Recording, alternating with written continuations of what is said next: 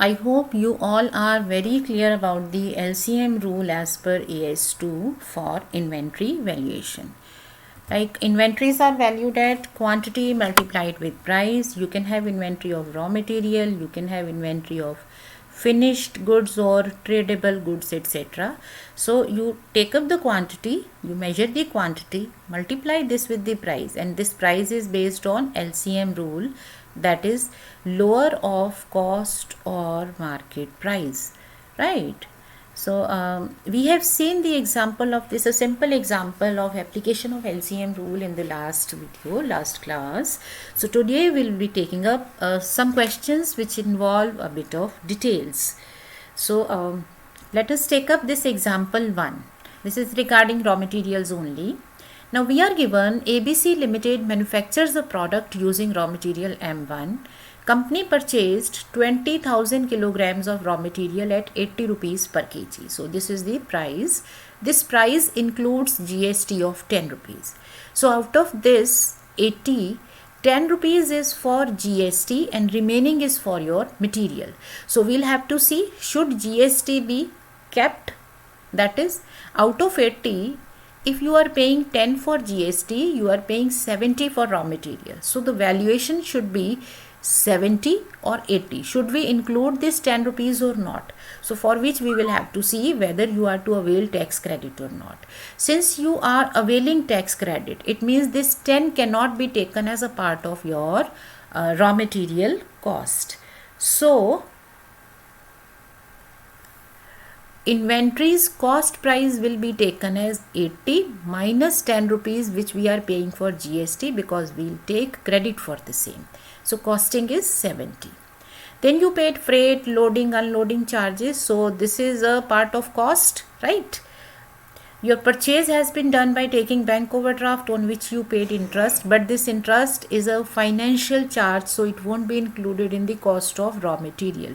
So raw material cost includes direct expenses only. Now it says that normal loss in transit is 3%. So when we are reading the question, we should consider the calculations alongside. So if the normal loss is 3%, your total quantity is 20,000 kilograms.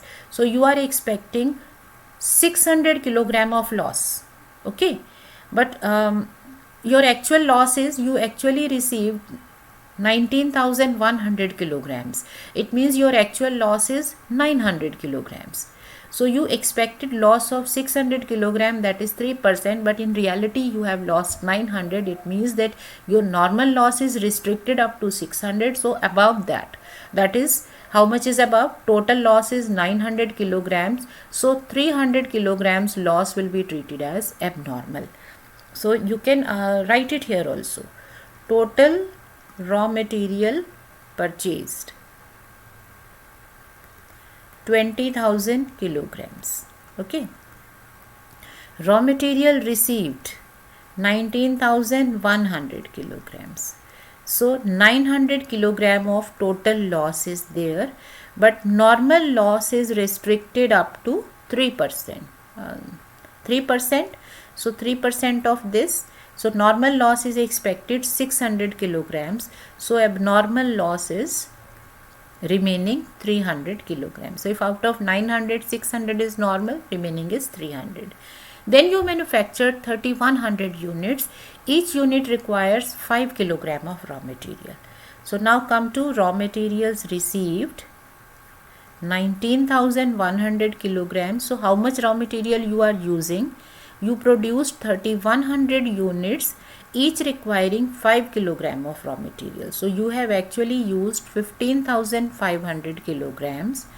So you are left with 3,600 kilograms of raw material at the end of the year. So calculate abnormal loss, closing balance of raw material if replacement cost is 80 and 70. So we are given two cases. So we know the quantities. We know normal loss, we know abnormal loss, we know quantity used, we know quantity left at the end. Okay, so now we are to value the inventory. So for valuation part, our first step will be calculation of cost. Okay, so cost includes all the components as given. So purchase price, This is for 20,000 kilograms at a price of 70. Please remember 80 won't be taken because this includes 10 rupees which is not cost because you are going to avail tax credit. So it gives you 14 lakhs. Then you have loading charges, freight, etc. at 35,600. Alright, you have interest also, but interest is not a part of direct cost. So total cost of how many units? Now you have received 19,100 kilograms, out of which 600 is normal loss. So normal loss is spread over the quantity. So 20,000 less 600, that is 19,400 kilogram of raw material will be priced, because normal loss is not calculated separately, but it is spread over the total cost is spread over the remaining units. So normal loss is spread. So whereas your actual cost was for 20,000 kg, but now you will spread it over only remaining quantity after adjusting normal loss. So what is the cost price per kilogram of raw material? 14,35,600 upon 19,400 kilograms. So that gives you 74 rupees per kg. So this is your cost price. So our next step is, after calculation of cost, we are to calculate abnormal loss in raw materials. So abnormal loss is 300 kilograms, which will be measured at 74. So this is 22,200 rupees. Further, we are to calculate closing balance of raw material. So value of closing inventory of raw material. So how much quantity is left? You are left with 3,600 kilograms, which will be measured at LCM rule. So now we have two cases. Number one is if the replacement cost is rupees 80. Second case is replacement cost is rupees 70. So value of inventory will be